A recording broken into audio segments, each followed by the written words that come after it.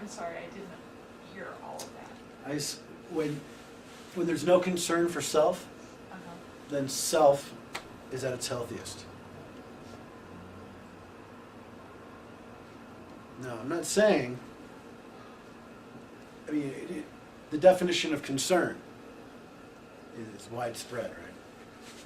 When there's no worry of self. There's no worry about what you don't have.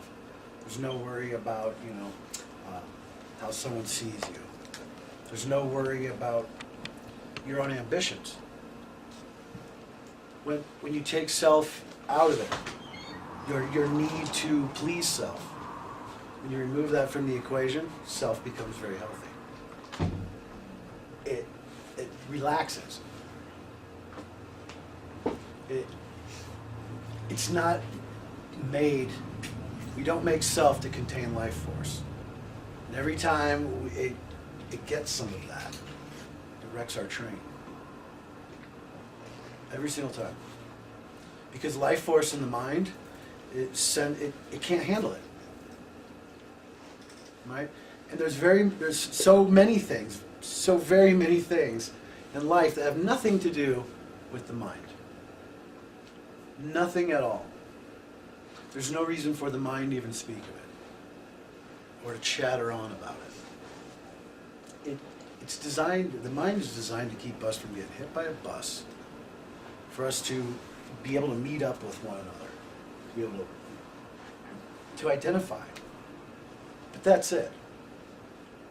It's not meant to understand. It does not know how. It does not know how to actualize, realize.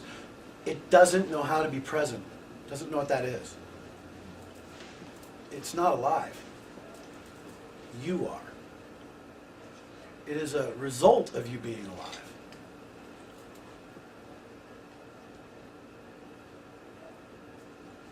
It's not you. You are this. This. The body is probably the most precious thing you have, because it is present. It is with you right now. It is here. It's now. It's always here and now. It's never anywhere else. It's always present. It's always here. It's always now. You, on the other hand, don't have to be, right? You can be way in the past, way in the future, wrapped up in some concept, wrapped up in some mental turmoil, wrapped up in some jabber in your head about what people think of you, or how you're affecting someone else, or the million ways we talk to ourselves in our own head. Right? For a mass majority of people, a lot of it's very violent. Now, I don't mean violent as they have violent thoughts towards others. Hellish thoughts. Destruction is always near. Right? Their destruction is always near. Those are hellish thoughts. Right? And enough life force poured into them, and you see what happens. You begin to live those hellish thoughts. They've poured so much into it. Right? So that's what the mind does when it gets more energy than it can handle. And the more we run to the mind to solve our problems, well, the more energy we're pouring into it. It causes psychotic behavior, which the world over, it's happening. Even the governments are psychotic now. I mean, it's like, whoa, this is out of control. All mind. All mind. There's nobody home. Home is right here. Wherever you find your body, that's home. That's where you belong. That's the present moment. It's very hard to develop any kind of weird agendas when you're really present. Because let's just say that the call is so obvious. It's within that present moment where you feel well-being. It's in the present moment where you're satisfied, where you're experiencing joy. Joy has no opposite. Happiness does. But joy does not. Joy is not happiness. Happiness is a representation of what joy actually is. Joy is you. You are that. This whole thing, if you really feel it in the present moment, it's joyful. Your existence was based in joyfulness, well-being. It's the mind that took it away from that. Because the body is ready for it.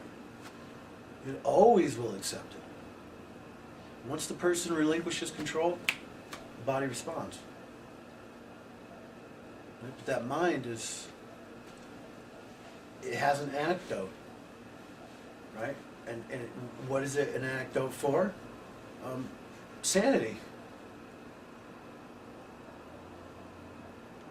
It's there. It takes you sideways.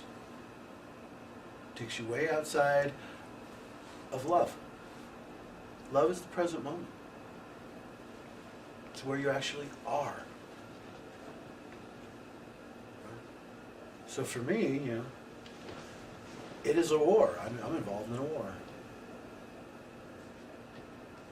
But it's not about who gets defeated.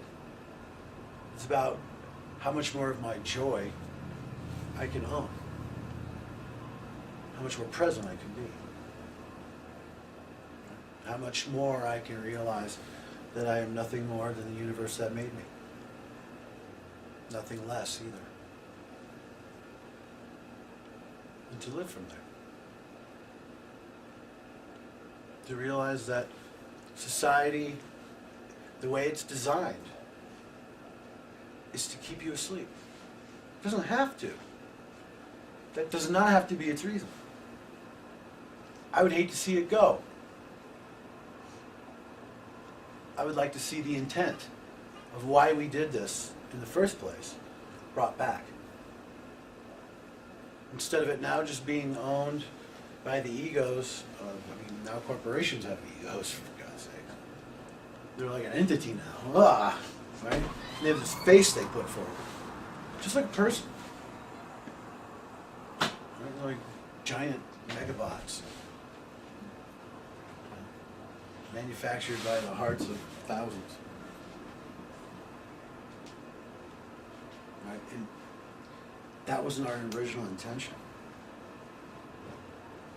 There was no need for anyone to be more powerful than the other. That was not the original intention. Right? Most human beings know that they're not following their original intentions.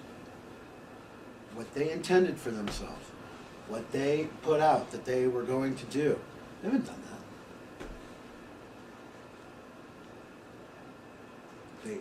It's in their mind, but that's not present, so there's really no way for them to do that. And the knowledge is a wonderful thing, but it doesn't get you anywhere. You can store it up, build it up, get as much of it as you can possibly get, and still be a complete idiot. Right? So the more time spent doing that, is even less time spent in the moment.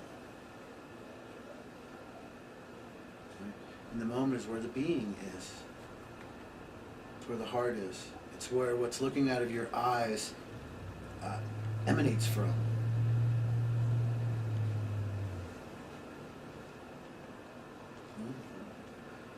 I'm not about to compare myself to anything in this world. How could I? Do I know what's looking out of my eyes? Do I know where it's looking from? Who's to say? I can experience it. That's for sure. I know that it's me, as I know myself. I know that's for sure. Anything else, I don't know for sure. But I can feel it. So at a certain point, it stops becoming a mental idea